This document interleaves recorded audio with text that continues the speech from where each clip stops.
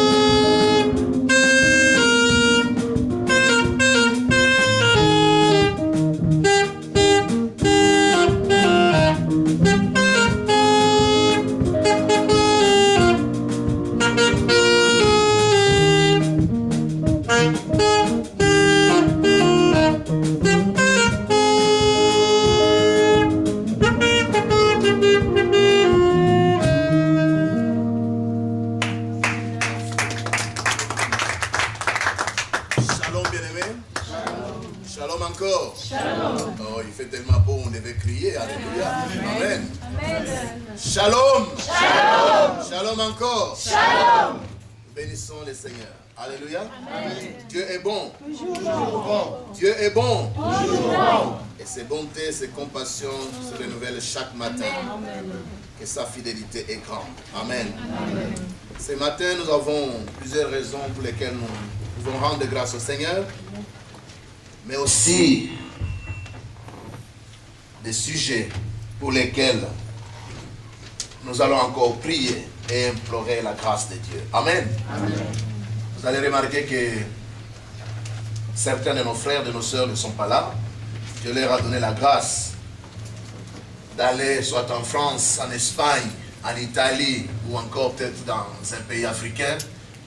Et nous remercions le Seigneur pour cette faveur qu'il fait à nos frères et à nos sœurs d'aller quelque part, passer quelque temps dans le repos, car ça vaut la peine. Amen. Amen. Mais nous qui sommes là, toujours fidèles au poste, nous sommes là pour adorer, nous sommes là pour louer, célébrer, mais aussi écouter la parole de Dieu. Il y a Maman Gracieuse qui part, je pense, demain. Maman Gracieuse, donc, prend son avion demain pour le Burundi. Il y a le frère Didier qui est parti ce matin. Quand on entrait dans cette salle, il était déjà dans l'avion. Et peut-être il y a d'autres qui vont aussi voyager ou qui nous reviennent. De gauche à droite, nous disons merci à Dieu pour toutes ces bénédictions. Amen. Nous allons aussi rendre grâce à Dieu parce que la Bible nous dit de dire merci à Dieu pour toutes choses.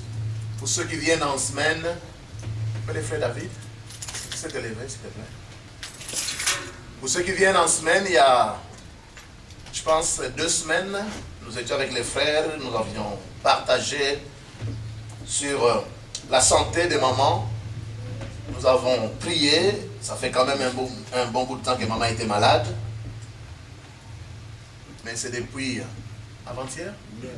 C'est depuis hier donc que maman nous a quittés et Dieu donc a décidé de reprendre la maman de notre frère Dave. Mais malgré cela, le frère Dave est dans l'église pour venir rendre grâce à Dieu.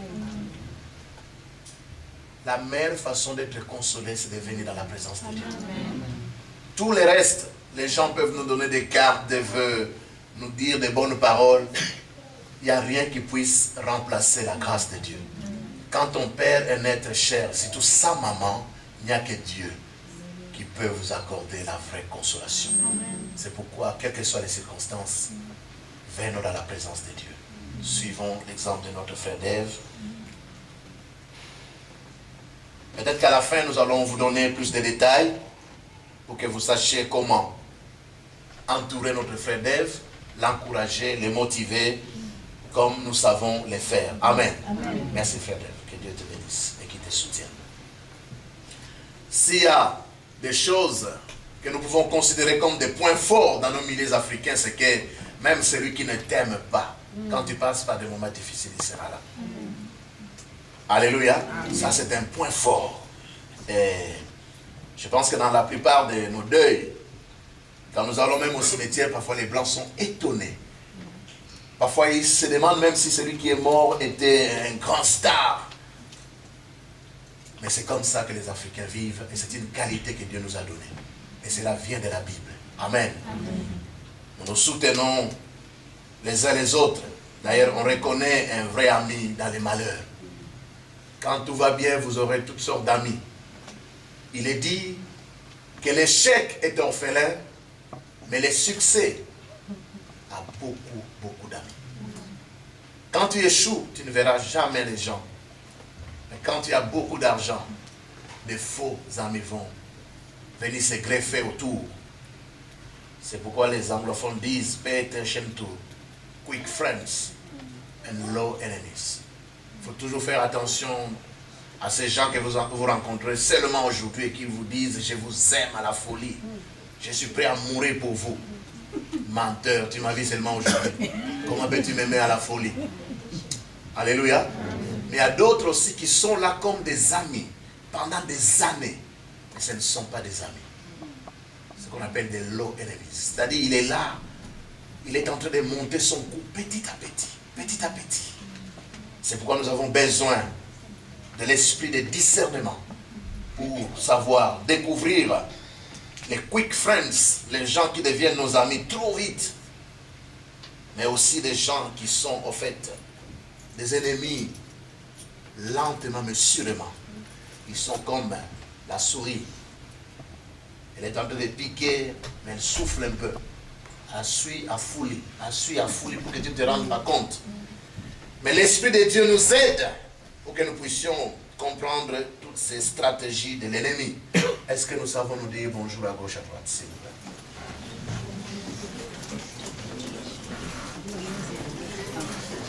Profitez, allez dire un mot à notre frère Dave. Un mot de consolation à notre frère Dave.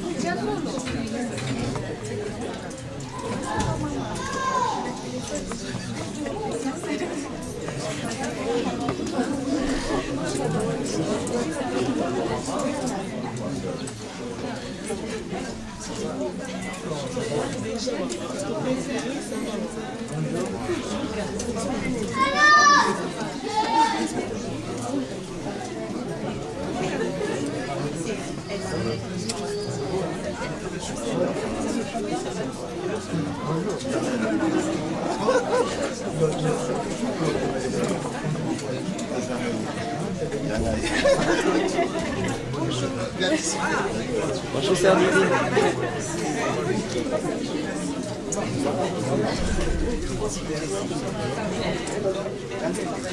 Même le frère. Bonjour.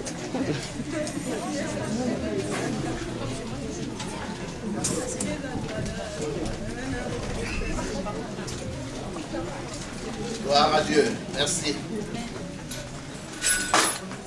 À moins qu'il y ait un changement, jusque-là, en tout cas, depuis hier soir, la famille de notre frère Dave se retrouve à Ribokou. Il y a une salle à Ribokou, c'est là que, jusque-là, à moins que ça change, nous allons avoir plus de détails. Donc, le soir, c'est à partir de quelle heure? À partir de 18h, nous pouvons nous retrouver donc à Ribokou pour encourager notre frère. Amen. Amen. Amen. Amen. Heureusement que Dieu nous prépare. Ces derniers temps, nous sommes en train de partager sur un thème intitulé « Dans les derniers jours ». Et nous savons que dans les derniers jours, Dieu nous a dit que nous aurons des moments difficiles Mais pour nous qui sommes préparés, quand ces choses arrivent, nous disons heureusement que Dieu nous prépare à l'avance. Nous prenons nos Bibles et nous continuons avec ce sujet. C'est le 3e dimanche que nous sommes sur ce thème. Dans les derniers jours. 2 Timothée chapitre 3. Les 4 premiers versets. Vous pouvez aussi noter 1 Timothée chapitre 4, verset 1. Et aussi Matthieu 24, 36 à 39. 2 Timothée 3, 1 à 4. 1 Timothée 4, verset 1. Matthieu 24, 36 à 39.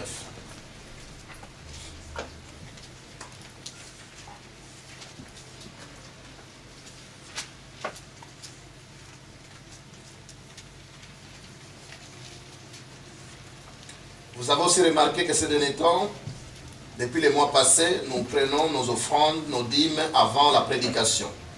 C'est pour permettre à l'équipe de gestion de compter et de nous dire à la fin du culte combien nous avons récolté. Et à la fin du mois, notre sœur Léonie, notre comptable, nous fait un tableau comme elle a fait les mois passés. C'était tellement bien présenté. C'est par souci de transparence pour que tout le monde sache ce que nous donnons à l'église et ce qui est fait chaque mois avec notre argent. Amen.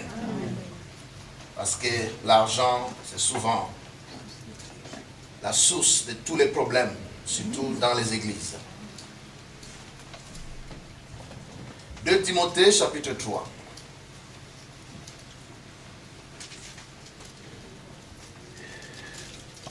Dans la version Les Livres, il est dit ceci. Il faut aussi que tu saches, Timothée, tu peux aussi mettre ton nom. Il faut que tu saches, ô innocent, qu'il sera très difficile d'être chrétien dans les derniers jours. Vous voyez?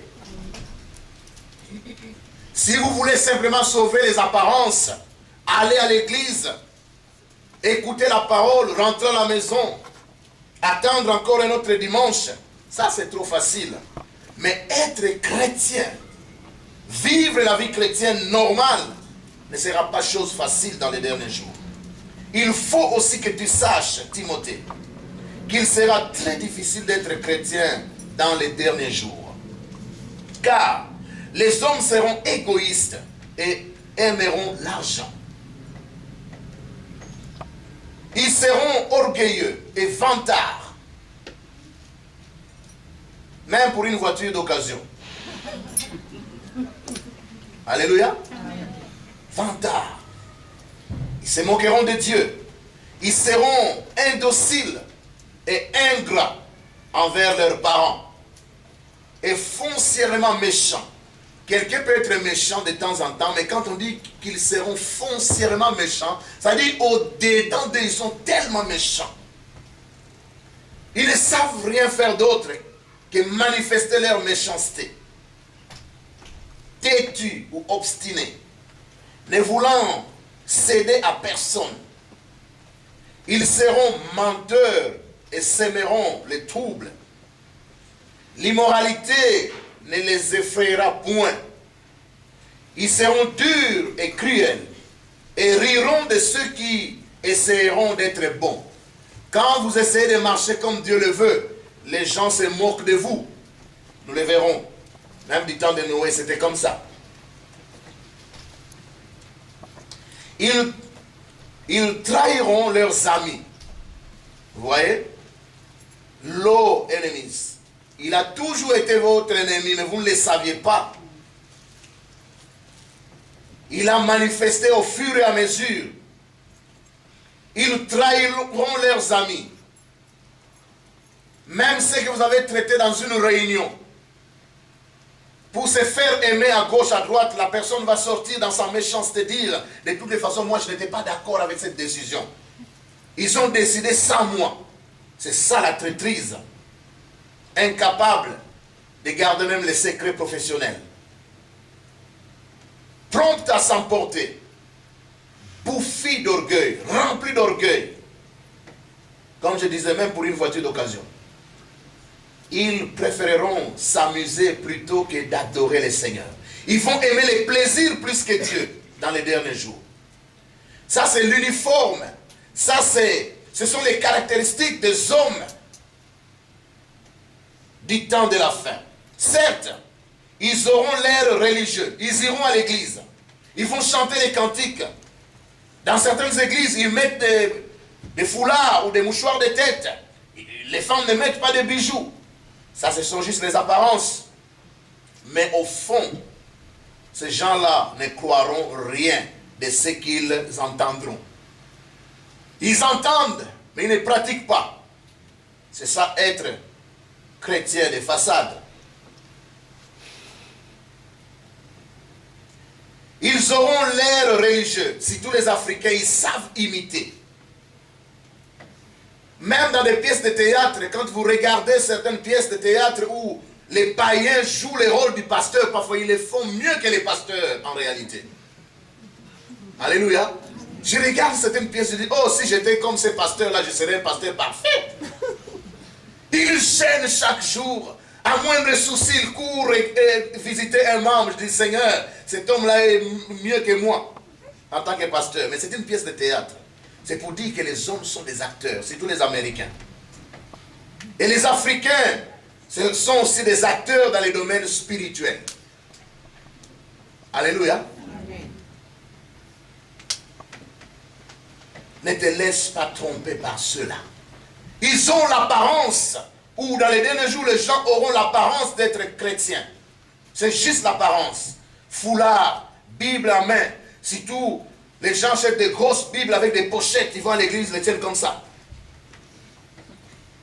Mais c'est juste l'apparence. Ils ont l'air religieux, mais au fond, ils ne croient pas. Ne pas croire signifie ne pas mettre en pratique ce qui est dit. Car croire, c'est vivre ce que nous croyons. Si nous ne vivons pas ce que nous croyons, alors nous ne croyons pas. 1 Timothée chapitre 4, verset 1. Dans les derniers jours,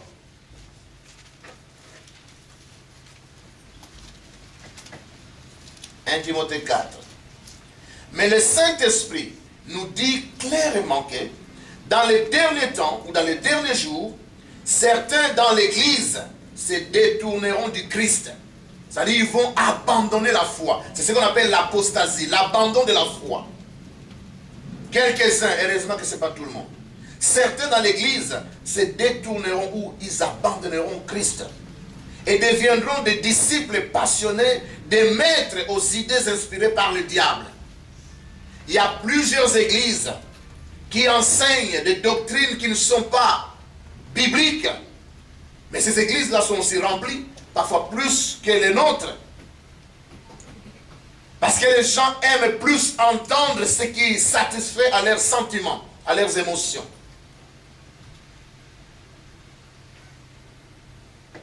Ces maîtres mentiront sans se soucier.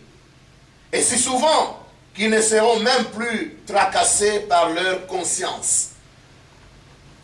Ils vont promettre mondes et merveilles aux gens, mais ils savent très bien que ce ne sont que des slogans. L'essentiel, c'est de contenter les gens, qu'ils soient contents, qu'ils soient à l'aise, parce qu'à la fin, il va faire un défi pour donner l'argent.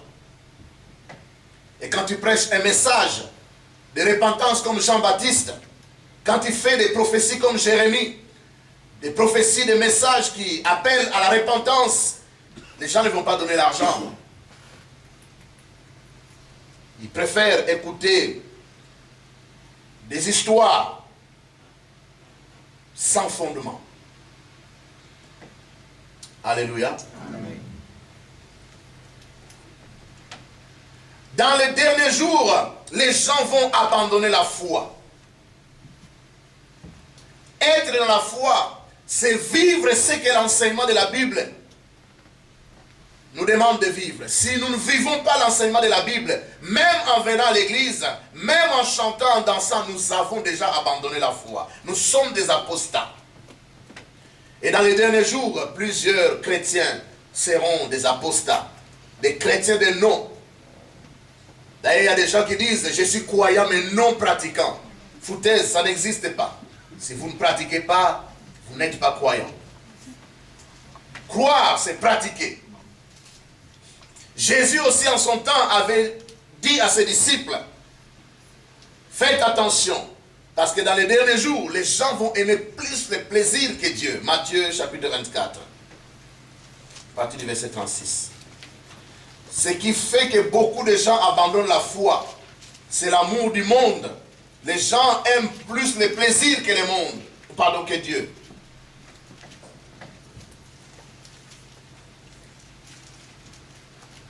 Matthieu 24, verset 36 jusqu'à 39.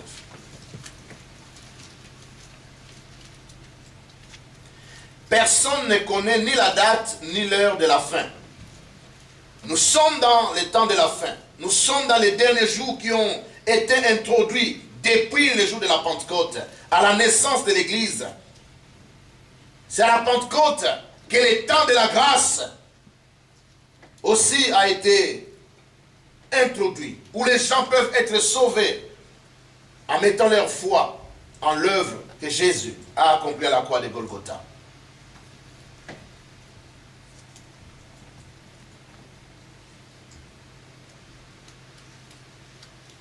Personne ne connaît ni la date, ni l'heure de la fin. Pas même les anges, pas même les fils de Dieu. Seul le Père connaît la date. Amen. La vie se déroulera normalement. On se réveille le matin, on prend sa douche, on prend le métro, on va au boulot et on revient. On mange, on suit les infos, un peu de Facebook et puis on dort. Jour après jour, c'est la routine et ça sera comme ça. Quand le Fils de l'homme reviendra, la vie se déroulera normalement, comme si de rien n'était. Il y aura des banquets, des fêtes. Surtout maintenant, c'est les vacances. Il y aura des banquets, des voyages, des fêtes, des mariages. Tout comme au temps de Noé. Avant l'arrivée soudaine du déluge, les gens ne croyaient pas à ce qui allait arriver jusqu'à ce que le déluge se déverse effectivement sur eux et les balaye tous. Ainsi en sera-t-il de ma venue. Ce qui arriva du temps de Noé va aussi arriver à la fin des temps. Dans les derniers jours, les gens seront tellement distraits, les gens seront tellement pris par les choses du monde, les plaisirs du monde. Ce ne sont pas forcément des péchés. Aller à une fête, à un mariage, voyager, ce ne sont pas des péchés. Mais les gens seront tellement attachés aux plaisirs du monde qu'ils n'auront pas de place pour Dieu. On a le temps d'aller faire son sport, mais on n'a pas le temps de lire la Bible. On a le temps. Il y a des gens qui passent plus de 2 heures, 3 heures devant Facebook, sur Internet, lisant des choses qui n'aident en rien, regardant des théâtres qui suivent même l'esprit de l'homme, mais ils sont incapables de passer 1 heure dans la présence de Dieu. Voici ce que seront les hommes à la fin des temps. Ils seront comme les gens qui ont vécu avec Noé. Alors que Noé criait, Dieu m'a dit de construire cette arche. J'ai construit, venez maintenant monter, car Dieu va envoyer un déluge. Les gens disaient, c'est quoi le déluge? Parce que c'était la première pluie qui est tombée. Ils n'avaient jamais vu la pluie, ces gens-là. Et quand on n'a jamais vu quelque chose, on se dit, celui-là, il rêve. Oh, les pasteurs, ce sont des rêveurs. Ils font peur aux gens. Mais le premier jour où ce déluge est arrivé, c'était d'abord une goutte, tic, tant, tant, tant, tant. Et les gens commencent, oh, je pense que c'est sérieux. Hein? Je pense que c'est sérieux. Et puis, ça s'amplifie. Tant, tant, tant, tant, tant. Les gens commencent à courir. Partout les gens couraient. Mais quand ils ont compris qu'il fallait monter dans l'arche, Dieu a dit à Noé, ferme la porte de l'arche. Alléluia. D'ailleurs, il est dit, Dieu lui-même ferma la porte de l'arche. Parce que s'il avait laissé Moïse en tant qu'humain, il avait des cousins, des cousines, des oncles, des nièces. Dieu lui-même ferma la porte de l'arche. Parce que le temps de la grâce est arrivé à la fin. Quand Noé construit l'arche, quand il prêche, venez, montez dans l'arche. C'est un salut gratuit. Tu montes dans l'arche. Quand le déluge va arriver, l'arche va te protéger. C'est ça le salut par la grâce. Tu n'as rien fait. Noé a travaillé avec sa famille. Vous vous êtes moqué de lui. Maintenant que l'arche est là, venez simplement monter. Les animaux ont accepté de monter, mais les hommes n'ont pas accepté de monter. Et puis, c'était le déluge. L'eau s'est déversée sur toute la terre. Et puis les gens sont tous morts, sauf Noé et ses enfants. Les gens se disent, mais si Dieu est amour, comment permet-il que le monde entier périsse? Oui, le temps de la grâce est là, mais quand la grâce arrive à la fin, c'est le jugement. Ils ont tous péri. Du temps de Noé, les gens aimaient les plaisirs plus que Dieu. Les plaisirs ne sont pas forcément des péchés. Le sport n'est pas un péché. Mais quand on aime le sport plus que Dieu, alors ça devient un péché. Combien de parents aujourd'hui sont incapables d'envoyer leurs enfants à l'école de dimanche parce qu'ils doivent aller au foot? Ils ont vu Origi maintenant être acheté à 12 millions d'euros. Ils se disent, hé, cet enfant n'était pas connu, maintenant c'est 12 millions. Parce qu'il va aller à Liverpool maintenant. Alors tout le monde va envoyer son enfant devenir joueur. C'est bien. On peut toujours tenter, ça peut aussi arriver. Parce que ce qui arrive à Origi, il n'est pas spécial. C'est un homme comme tous les autres. Mais n'aimons pas les plaisirs, n'aimons pas l'argent plus que Dieu, au point où Dieu n'ait plus de place dans notre vie.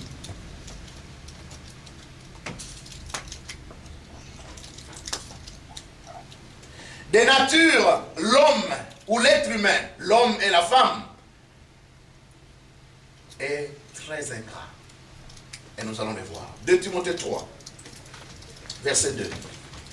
Nous avions déjà lu ce verset, qui nous dit que dans les derniers jours, les gens seront ingrats. Ingrats. Dans les derniers temps, dans les derniers jours, les hommes seront ingrats. Il y a plusieurs traits, il y a plusieurs caractéristiques des hommes du temps de la fin. Et parmi les défauts, parmi les choses qu'on va remarquer dans la vie des hommes et des femmes du temps de la fin, c'est l'ingratitude. Écoutez ce que le Créateur dit à propos de l'être humain. Quand on dit l'être humain, parfois les gens disent, ah, nous les Africains, nous sommes méchants. Ça n'a rien à voir avec l'Afrique. Les cœurs de l'homme est les mêmes. Qu'il soit noir ou blanc. Est-ce que vous avez déjà vécu dans une église des Européens? C'est invivable. On m'invite de temps en temps, je vais prêcher dans une église européenne. Et puis, ils chantent 3-4 cantiques, on fait la pause. Celui qui veut fumer, il va fumer dans les couloirs. Je dis, oh Nzambe, oh Lingomba, ya Satana, oh. On fait la pause. Celui qui veut fumer, il fume. Et puis vous venez reprendre. Je dis, Seigneur, Seigneur, Seigneur. Quand nous, Africains, nous passons par des moments difficiles, nos frères, nos sœurs sont là.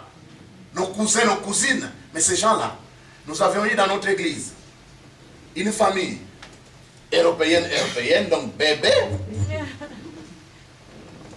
Il fallait renouveler le cercueil de la maman de cette sœur-là. Nous étions, mon épouse et moi, il y a un frère qui collaborait avec nous à l'époque, la sœur en question et sa fille. Je pense plus son fiancé. Nous étions à 6. Elle louait le Seigneur. Elle dit, ah, je loue le Seigneur aujourd'hui, on est nombreux. On se regarde, tous est belé. 6. Et puis, elle dit, les jours où ma mère a été enterrée, mon petit frère était seul avec son ami. On est en train d'enterrer ta mère ici à Bruxelles. Tu vis à Bruxelles et tu n'assistes pas à son enterrement. Voilà. Ça, l'Africain ne peut pas le faire. Nous avons aussi beaucoup de qualités. Parce que généralement, quand on parle des Africains, c'est toujours noir. Comme nous sommes noirs, toujours noirs. Non! Nous avons beaucoup de qualités. Quand vous allez dans les hommes pour personnes âgées, quand il y a une personne d'origine étrangère, à Noël, à Pâques, ou pendant la semaine, les visites, et il y a une pauvre vieille blanche qui est là, qui regarde, ses enfants ne passent même pas pendant une année. Mais ça, pour un Africain, c'est pas possible. À moins que tu sois tordu. Parce qu'il y a des gens qui ont été assimilés, ils sont devenus des blancs, ils croient être intégrés. Ça, c'est pas l'intégration. Tu as été assimilé. Tu as avalé tout ce qui est mauvais. Les blancs ont des qualités, mais ils ont aussi des défauts. Nous avons aussi des qualités, mais aussi des défauts. Amen. Il faut prendre ce qui est bon. Oh Seigneur, dans les derniers jours, les gens seront ingrats. Qu'ils soient noirs ou blancs, rouges ou jaunes, le cœur de l'homme est le même. L'ingratitude, même les blancs sont ingrats. Alléluia. Les rouges et les jaunes aussi. Hommes ou femmes, jeunes ou vieux, riches ou pauvres, instruits ou non instruits, le cœur de l'homme est le même. Dans les derniers jours, les gens seront ingrats. Lisons dans Ésaïe. Ésaïe, chapitre 1, les 2 premiers versets. L'ingratitude de l'homme a commencé depuis le jardin d'Éden. À une certaine époque, Dieu a même regretté pourquoi il avait créé l'homme. C'est comme une mère qui regrette pourquoi elle a donné naissance à un fils, qui lui donne des maux de tête chaque jour. La maman regrette pourquoi elle souffert pendant 9 mois pour cette voyou. Dieu a aussi souffert quand il regardait à Israël. Et c'est pourquoi il comprend les mamans qui pleurent à cause des enfants ingrats. C'est pourquoi Dieu comprend quand les parents pleurent à cause des enfants ingrats. Parce que lui-même a souffert de l'ingratitude de l'homme.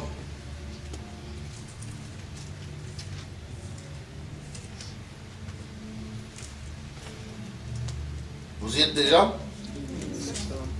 Ok.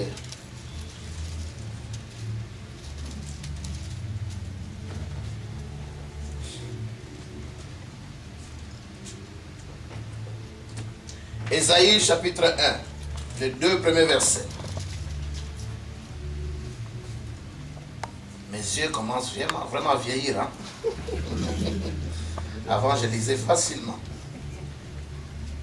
La sœur Sarah doit s'occuper de mes yeux. N'est-ce pas, sœur Sarah? Mais il faut me voir à la fin. Prophétie d'Ésaïe, fils d'Amoth, sur Juda et Jérusalem. Dieu s'en prend au royaume du Sud. Après le schisme, en 931-32 avant Jésus-Christ, Israël a été scindé en deux, le royaume du Nord et le royaume du Sud.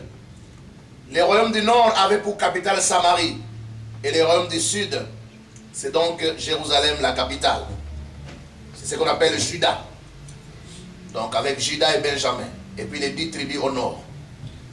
Ici, Dieu s'en prend au royaume du Sud, à Juda. Au temps d'Ozias, de Jotam, d'Akaz, d'Ézéchias, roi de Juda. Donc, quand vous comptez le nombre des rois, Ozias, Jotam, Akaz, Ézéchias, combien de rois? 1, 2, 3, 4, n'est-ce pas? Pendant le règne de tous ces 4 rois, les enfants d'Israël étaient tellement ingrats vis-à-vis de Dieu. Alors, au verset 2, il est dit ceci. Cieux, écoutez. Terre, prête l'oreille. Dieu prend à témoin le ciel et la terre. Parce que Dieu n'en revient pas. Cieux, écoutez. Terre, prêtez l'oreille. Car l'Éternel parle.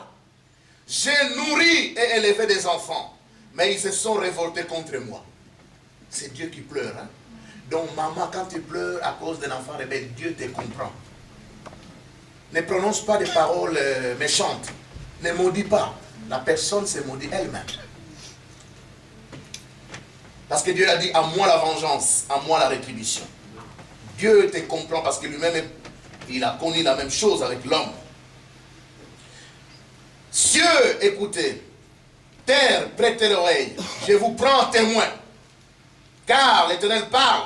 J'ai nourri et élevé des enfants. mais ils se sont révoltés contre moi. 3.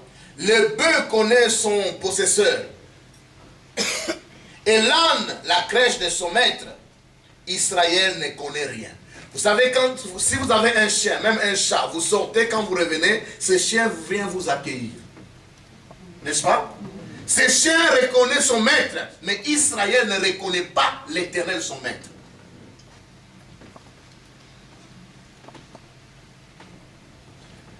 Quand vous avez un animal, cet animal est tellement habitué à vous.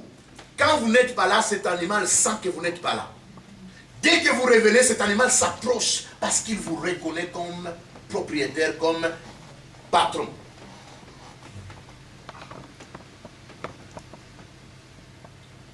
Malheur à la nation pécheresse, au peuple chargé d'iniquité, à la race des méchants, aux enfants corrompus. Ils ont abandonné l'Éternel, ils ont méprisé les saints d'Israël. Ils se sont retirés en arrière. Amen. Amen. Nous parlons de l'ingratitude. Dans les derniers jours, les gens seront ingrats. Et nous avons dit, depuis le commencement, l'homme a toujours été ingrat. Quand je parle de l'homme, il s'agit de l'être humain, l'homme et la femme, jeune ou vieux, rouge ou jaune, noir ou blanc. La même chose. Israël a oublié son sauveur, son libérateur et son protecteur. Vous savez, si vous oubliez votre passé, vous ne serez pas confiant dans le présent et votre avenir est incertain. Il faut de temps en temps regarder en arrière, non pas regarder vos échecs, vos déceptions. Non, vous regardez d'où Dieu vous a tiré. Et puis ça vous rend reconnaissant, vous demandez encore la grâce de Dieu pour le futur. Mais quand vous faites semblant de ne pas regarder en arrière, ça dit que donc vous faites comme si vous pouvez vous débrouiller vous-même. Ce n'est pas possible. J'ai nourri et élevé des enfants qui se sont révoltés contre moi. Israël est un peuple ingrat. Et l'ingratitude est définie comme étant le manque de reconnaissance. Quand on dit que quelqu'un est ingrat, c'est-à-dire qu'il n'est pas reconnaissant vis-à-vis de Dieu ou vis-à-vis du prochain. Quelqu'un t'a fait du bien, mais tu n'es pas reconnaissant. Dieu t'a fait du bien, mais tu n'es pas reconnaissant. C'est ça l'ingratitude. Et Dieu prend à témoin le ciel et la terre. Israël a oublié beaucoup de choses. Les enfants d'Israël, le peuple de Dieu a oublié tout ce que Dieu a fait pour ce peuple. Et nous allons parcourir certaines choses. Vous savez, dans ce qu'on appelle le prologue historique, quand vous lisez Exode chapitre 20, verset 5, quand Dieu vient donner les 10 commandements au peuple d'Israël, il commence toujours par dire, souviens-toi que tu étais esclave en Égypte et que je t'ai délivré. Chaque fois que Dieu parle à Israël, il dit toujours, souviens-toi que tu étais esclave, je t'ai délivré. Tout commence par la délivrance, par la libération. Dieu est le libérateur d'Israël. Dieu est le sauveur d'Israël. Dieu est le protecteur d'Israël. Israël n'existe pas sans Dieu. Mais Israël a tendance à oublier. Israël a tendance à oublier qu'ils ont fait 430 ans comme esclaves en Égypte et que Dieu les a délivrés. Ça, vous pouvez le lire dans Genèse au chapitre 46. Vous lirez à la maison. Je prendrai juste quelques versets.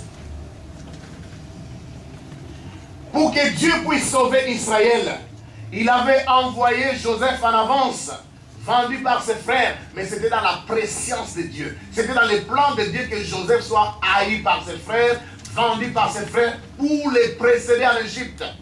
Parce que Dieu, dans sa préscience, il voit même les 1000 ans qui sont devant. Il sait qu'il y aura une famine qui va décimer le monde entier. Et pour préserver son peuple Israël, il permet que Joseph, malgré la souffrance, malgré le rejet, malgré la haine qui nous précède ses frères en Égypte. C'était dans les plans de Dieu. Et quand Israël arrive en Égypte, donc 70 personnes, 70 personnes sont venues d'Israël pour entrer en Égypte. Jacob et tous les parents qui étaient tout autour. 70 personnes. Et Joseph a donné un conseil à son père, Israël ou Jacob. Quand il va arriver et que le roi Pharaon va vous demander où vous voulez vivre ou qu'est-ce que vous faites dans la vie, dites simplement nous sommes des bergers. Et comme être berger était quelque chose de sale, était quelque chose qui était considéré comme une malédiction, Pharaon ne voudra pas que les bergers vivent dans une autre ville, sinon que dans la ville de Goshen. Voilà comment Israël s'est retrouvé dans la ville de Goshen, parce que c'est un coin qui a été réservé pour ces gens, des personnes, des gens qui sont des bergers, qui gardent les troupeaux. Est-ce que je me fais comprendre? Tout était dans les plans de Dieu. Et à Goshen, quand Dieu a commencé à frapper les enfants d'Égypte, vous connaissez l'histoire de 10 plaies. Il a transformé l'eau en sang. Il y avait des mouches partout. Nos enfants courent quand il y a même un araignée. Un papillon entre dans la maison, les enfants ici en Europe, ils courent de partout. Mais maintenant, Dieu a envoyé des sauterelles, il a envoyé des mouches, il a testé les enfants, ou il a puni les enfants, les Égyptiens. Mais tout ce qui s'est passé en Égypte, à Goshen, c'est une ville qui est en Égypte, mais tout ce qui s'est passé dans tous les pays ne s'est passé pas à Goshen. Est-ce que je me fais comprendre? Oui. Quand de l'autre côté, l'eau est transformée en sang, à Goshen, l'eau reste pure. Parce que Israël est là, son protecteur est là, son libérateur le protège. Parce qu'ils sont à Goshen. Amen. Tout en étant en Égypte, la ville de Goshen n'a pas été touchée par les 10 plaies. Dieu les a protégés. Mais la plus grande punition, c'était quoi? C'est quand Dieu devait libérer son peuple. Il a permis que depuis le palais royal jusqu'à la maison de la sentinelle, qu'il y ait un cas de décès. C'est-à-dire les premiers-nés de chaque maison étaient morts. Dieu a frappé les fils aînés du Pharaon, les fils aînés de tous les ministres, de tous les députés, de tous les sénateurs, jusqu'au fils de la sentinelle. Et il y avait deuil dans toutes les maisons. Alléluia. Il veut jouer à la musique. Alléluia. Gloire à Dieu. Donc il y avait deuil dans toutes les maisons. Personne ne pouvait venir pleurer avec toi parce que lui-même était en train de pleurer. Mais à Goshen, même pas une poule est tombée. Même pas un chien. Dieu les a protégés. Dieu les a gardés. C'est pourquoi on appelle Pâques passer outre. L'ange de la mort est passé, il a frappé dans toutes les maisons. Le premier-né de chaque maison est mort, frappé par l'ange de la mort. Mais dans les maisons des enfants d'Israël à Goshen, qui se trouvent aussi en Égypte, ils n'ont pas été touchés. Parce qu'ils avaient un libérateur, ils avaient un protecteur qu'on appelle l'Éternel. Et quand Dieu dit, souviens-toi que tu étais esclave en Égypte, il veut que Israël se souvienne de toutes ces choses. Que tu as vu les 10 plaies, mais toi tu n'as pas été touché. Et finalement, Dieu délivre Israël. Ils ont traversé la mer Rouge.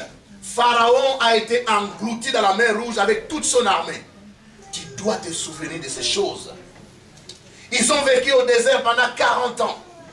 Au désert, on ne cultive pas, on ne plante rien, on ne travaille pas. Mais Dieu les a nourris pendant 40 ans. En envoyant la manne, cette nourriture qui tombait du ciel, et les cailles aussi qui tombaient du ciel.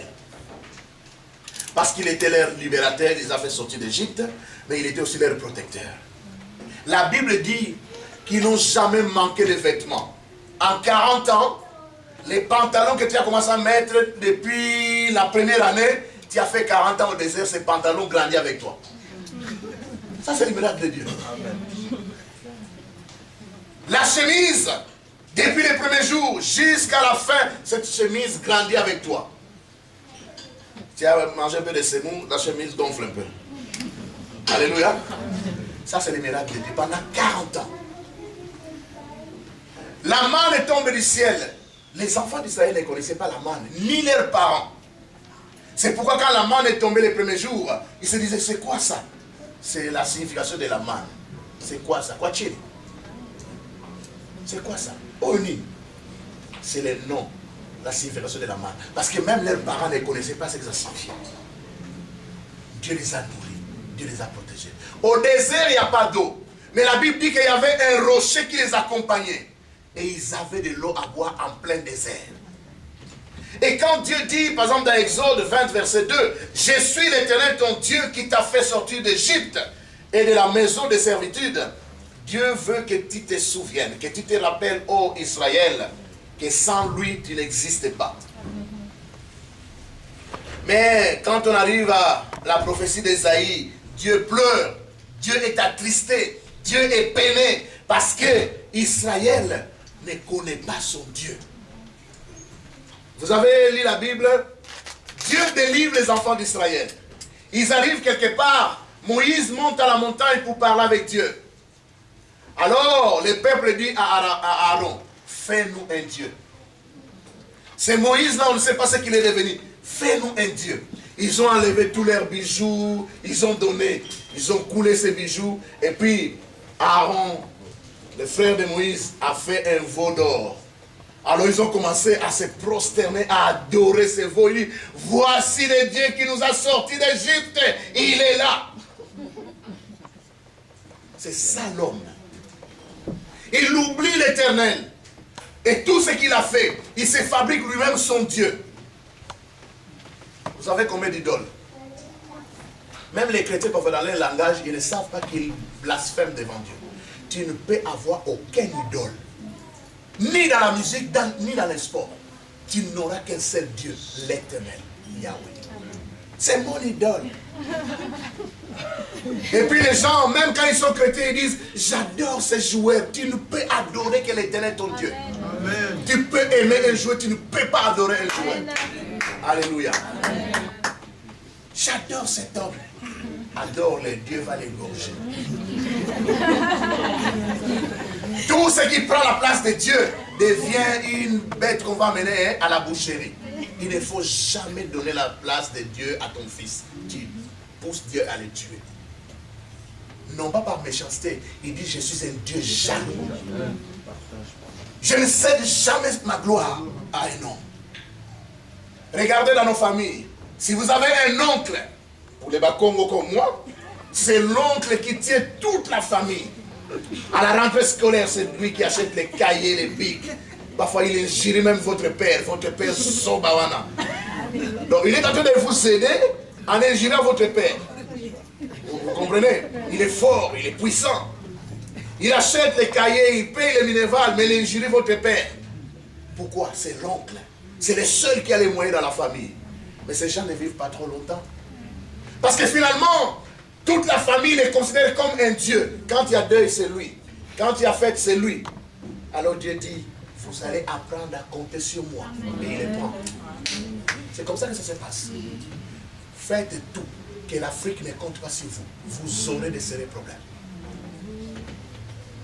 Les gens qu'on a laissés en Afrique, il faut leur dire, regardez à votre Dieu.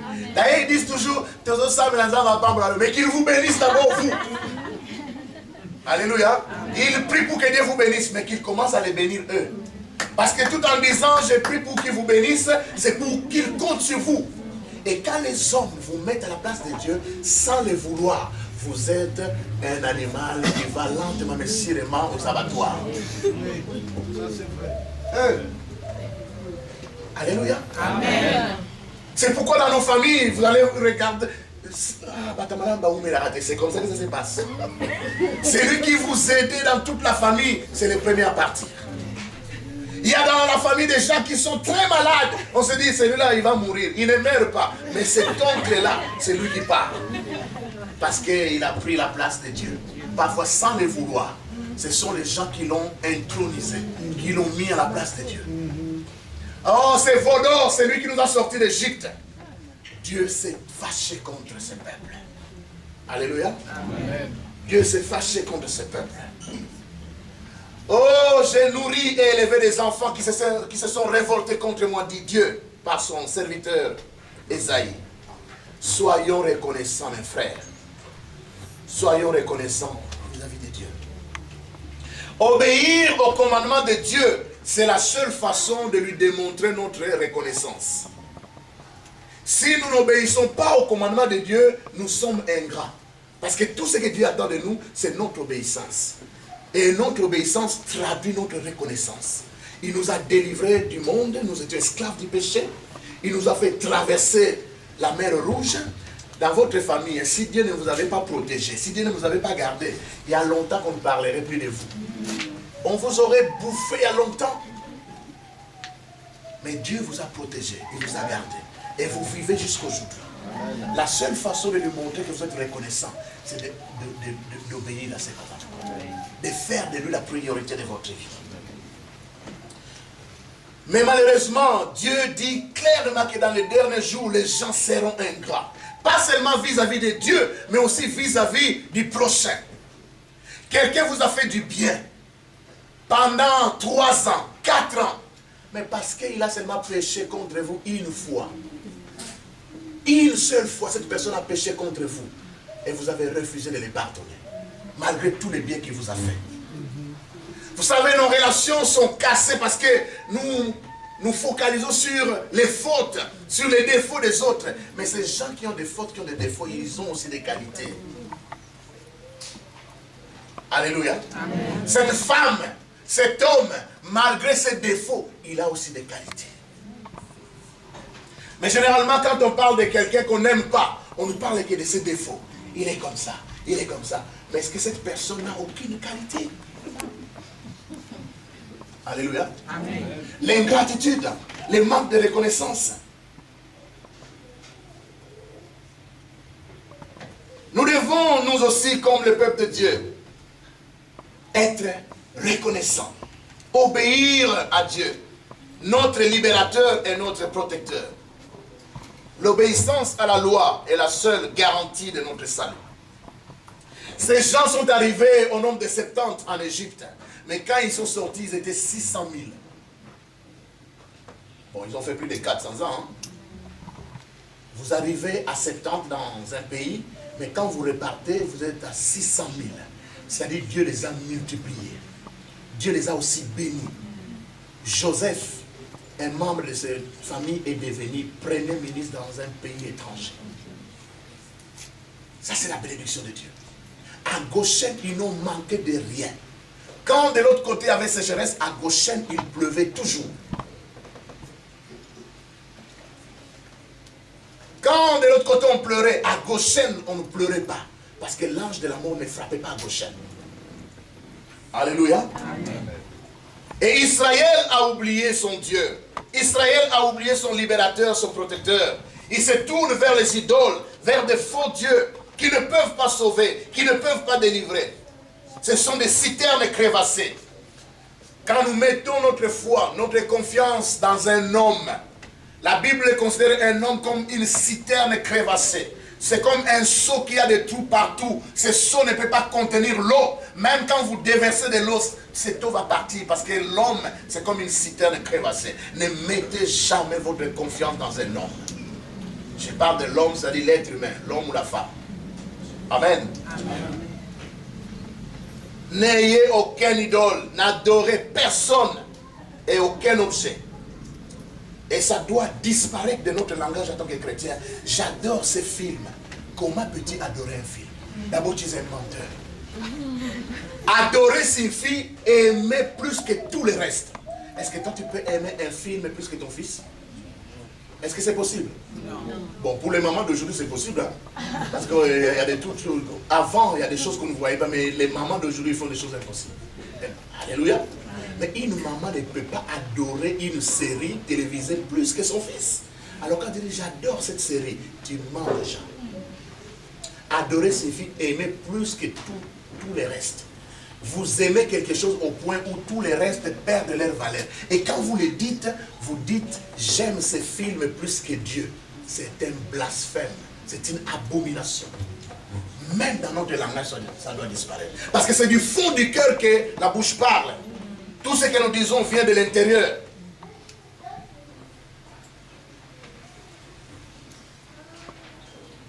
Alors, chaque fois que Dieu dit à Israël, souviens-toi, Souviens-toi que tu étais esclave en Égypte. Il veut simplement que tu regardes tout ce que Dieu a fait pour toi en Égypte, dans la ville de Goshen. Mais aussi quand tu es sorti, alors que Pharaon venait pour t'écraser, Dieu t'a protégé. Il t'a fait traverser la mer Rouge. En plein désert, il t'a nourri, il t'a protégé. Même quand il y avait des serpents venimeux, nos enfants, vous fouillez devant les fleurs, même devant les abeilles, même devant les araignées. Oh, maintenant c'est l'été, quand vous ouvrez les fenêtres, les enfants courent de partout. Alléluia. Mais regardez maintenant un gros serpent venimeux qui te cherche en plein dérivé de mort. Et il y avait partout à cause du péché. Dieu a envoyé des serpents qui mordaient les gens. Mais qu'est-ce que Dieu a fait? Pendant que les gens étaient mordus par les serpents, Dieu dit à Moïse, élève un serpent d'airain. Fabrique un serpent d'airain, élève-les. Tous ceux qui vont regarder à ces serpents d'airain, même quand ils étaient mordus par ces serpents venimeux, ils vont conserver la vie.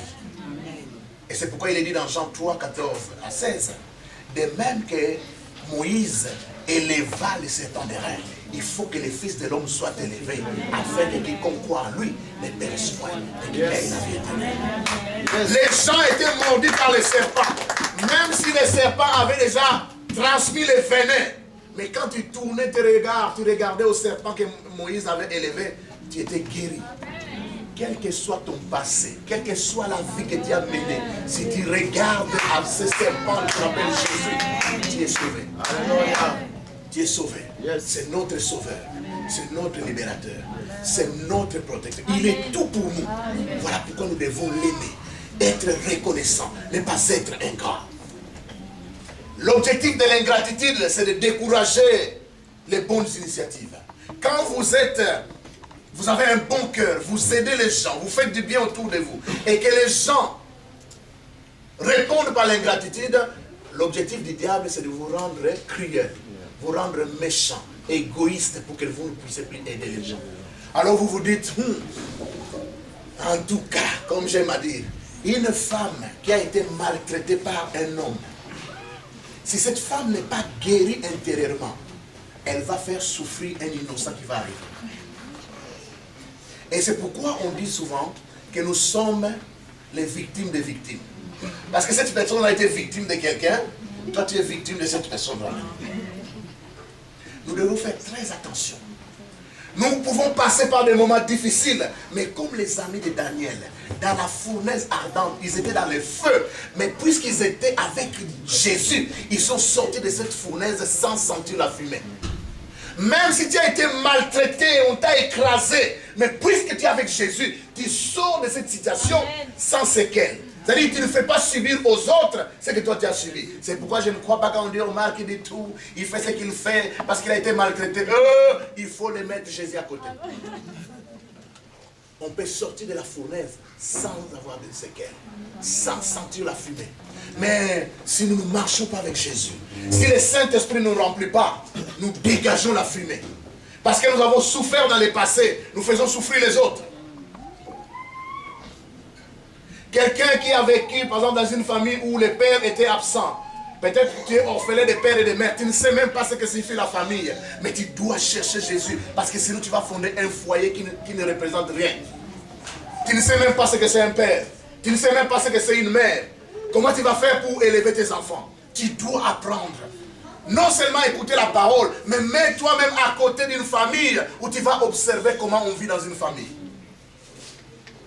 Alléluia. Amen. Si tu viens par exemple d'une famille où papa et maman étaient séparés, tu n'as jamais vu comment maman servait le papa, tu risques de reproduire la même chose dans ton foyer. Parce que tu n'as jamais vu comment la maman servait le papa. Et tu crois que c'est normal, ce n'est pas normal. Tu sens la fumée. Tu sens la fumée et tu dois être guéri. Sinon tu vas chasser un bon mari. Et puis tu vas finir au combat spirituel. Je lis, j'arrache, je ramène. Quelqu'un d'autre a déjà pris. Tu ne vas pas ramener. Vous savez, il faut que nos sœurs comprennent ceci. Dans le monde, il y a plus de femmes que... Donc il y a des femmes qui ne vont jamais se marier. Ça, vous devez être conscient. Et si vous n'êtes pas conscient, vous jouez avec votre mari, mais vous allez pleurer après. Il y a des femmes qui ne vont jamais se marier parce qu'il y a plus de femmes que d'hommes. Et c'est pourquoi les hommes ont créé des religions qui permettent à épouser 3 femmes, 4 femmes pour répondre à ces besoins-là. Mais malheureusement pour nous, ou heureusement, Dieu a dit. Alors, toi qui as ton mari, si tu ne fais pas attention et que quelqu'un d'autre te prend, tu reprends à jeûner, à prier, aucune garantie que tu auras. Alléluia. Alors, je croyais que les hommes allaient crier Amen. Alléluia. Et la reconnaissance, ce n'est pas seulement les femmes qui doivent être reconnaissantes vis-à-vis de leur mari, mais c'est vice-versa. Il y a des hommes aussi qui ne sont pas reconnaissants. Souvent, les hommes, nous ne sommes pas reconnaissants. Alléluia. Amen. Mais les femmes n'ont pas crié Amen. Amen. Alléluia. Amen. Vous allez voir cette femme qui va tout faire. Vous étiez à l'école secondaire, c'est elle qui vous a aidé. Vous êtes allé à l'université, c'est elle qui a tout fait. Mais quand vous avez fini à l'université, vous cherchez la femme de votre niveau. Ça, c'est l'ingratitude. Et cette femme, quand elle pleure, elle vous maudit. C'est quoi la Bible dit? Reste fidèle avec la femme de ta jeunesse. Il ne faut jamais faire couler les larmes d'une femme qui vous a fait du bien. Parce que Dieu défend toujours les faibles. C'est pourquoi même dans la société, quand vous avez un problème dans les foyers, la police dit, homme, sors de la maison. Même si c'est toi qui payes, tu sors. On protège les faibles. Et Dieu aussi protège les faibles. Amen. Pourquoi je dis tout ça? Bon, il faut que vous sachiez, sinon vous allez dans les foyers, vous ne comprenez rien. Et puis les pasteurs n'ont que des mauvais rapports. Donc nous devons sortir de la fournaise ardente sans sentir la fumée. Quelle que soit la situation dans laquelle je me suis retrouvé, je dois prier pour la guérison intérieure. Tu as été maltraité par ta tante, par ton oncle, prie pour la guérison intérieure. Sinon, quand tu auras des cousins, des neveux dans ta maison, tu vas reproduire la même chose. Quand on te donnait un bic, on t'injurait. Toi aussi, avant de donner l'argent, tu injures. Pourquoi? Parce que tu reproduis la même chose. Est-ce que nous savons nous lever pendant 2 minutes?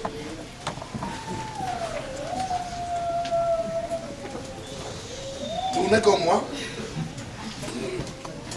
Alléluia. Amen. Encore 3 fois. Merci. Nous pouvons reprendre nos places.